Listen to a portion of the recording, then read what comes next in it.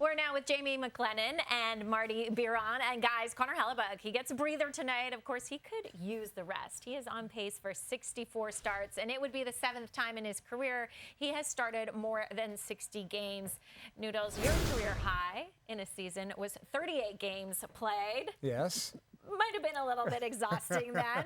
But you have some teammates who actually played a lot. Your last 2 seasons, Roberto Luongo started 75 games.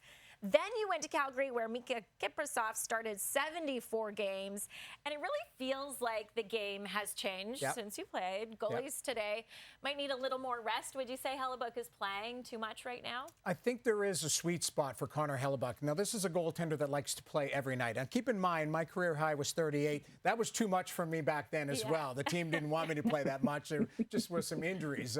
Marty was a better goaltender than I was. But put it this way. I look at Connor Hellebuyck, and there is a sweet, I talked about the sweet spot. I think it's 58 to 60 games. It's not any less than that. We don't want to get him down to 50 games. He's a guy who thrives on the workload. Eric Comrie's a terrific backup, and he can take that workload off of Connor Hellebuyck. But I'd like to see him around the 60-game mark. So we're only talking about 4 less games.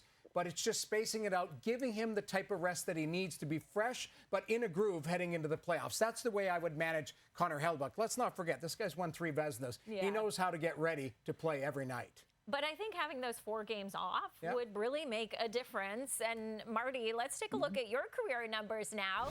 You had a career high 72 starts with the Sabres in 2002, and then 6 years later with Philly.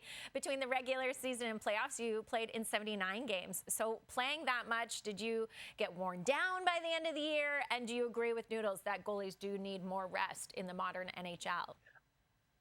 I agree that the game is more physical from a goaltending point of view right now. Like, I could play at 80%, 85% of my max or my energy level. No goalies in the NHL can play below 95% now and have success. That's just the truth. You have to be so much more physically ready to play. And when I played 72 games, I remember thinking, this is great. I was 24 years old. This was awesome.